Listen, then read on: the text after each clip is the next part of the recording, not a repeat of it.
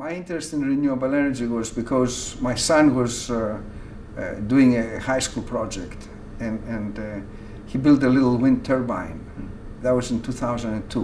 He built it out of cardboard and magnets, and at that time we went on the internet and found out that it would cost about 5 cents a kilowatt hour. That means it became competitive with natural gas. The construction of a typical wind turbine is actually quite simple. The rotor, which consists of aerodynamic blades, is turned by the wind, causing the rotation of the generator, which produces electricity. In larger turbines, a gearbox is necessary to match the rotor speed to that of the generator. An enclosure protects the gearbox and the generator from the elements. Because wind speed increases with height, a tower is necessary to maximize the electricity generated.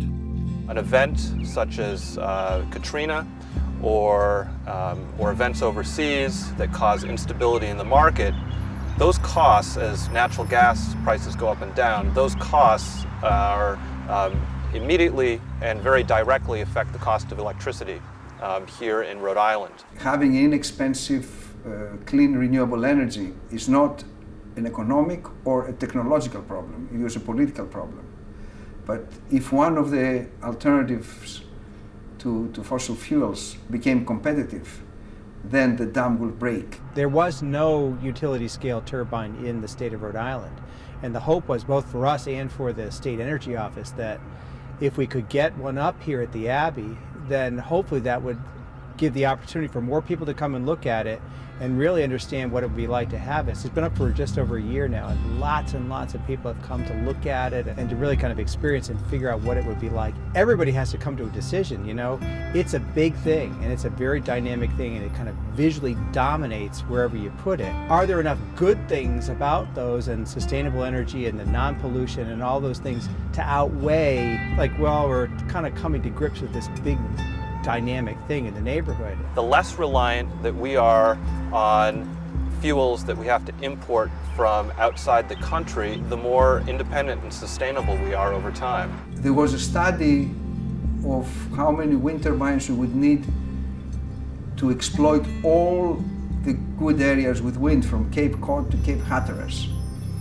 And it's 160,000, and that's enough for 150% of our electricity needs. So wind energy in the United States has two sworn enemies: Lamar Alexander from Tennessee and John Warner from Virginia. Tennessee and Virginia, over $1 billion worth of coal.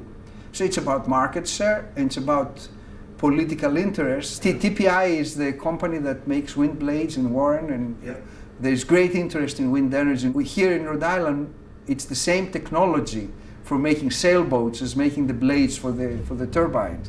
And they have factories everywhere, but including Warren. It's one of those energy sources that we can't ever use up, so why not take advantage of it? In the year 2000, we thought that something would happen that would change our lives. Well, the cost of wind dipped below natural gas. And it has, this ratio has been improving since then.